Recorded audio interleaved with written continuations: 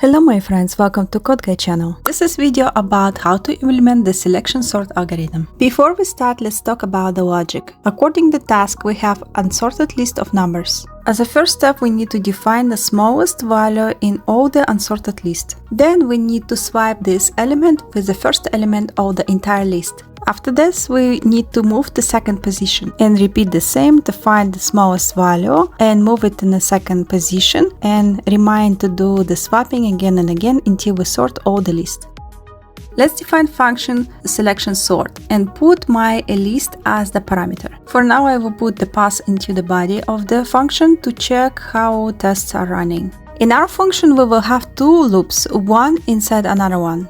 I will iterate through the indexes of my list. This way I will create variable representing of the length of my list.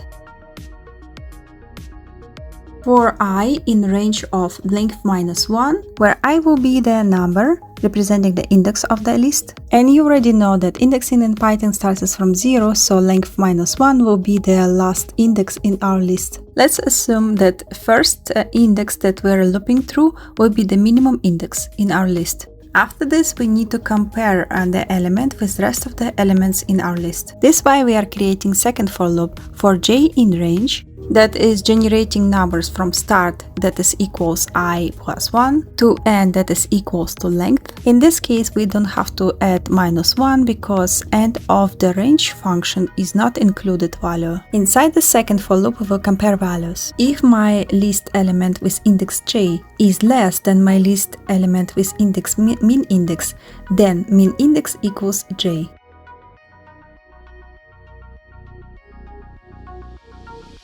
User story number 6 says that selection sort function should not perform unnecessary swaps when the smallest element is already in the correct position. Let's add another if statement in our first for loop. If min index is not equals I, then we can make a swap.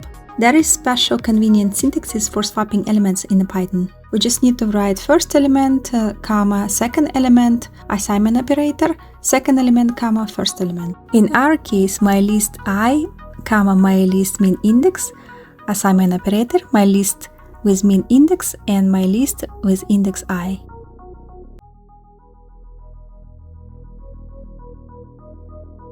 In the last step, outside of the for loop in the body of the function, put return my list. The algorithm is completed. Thank you for watching. See you next time. Bye bye.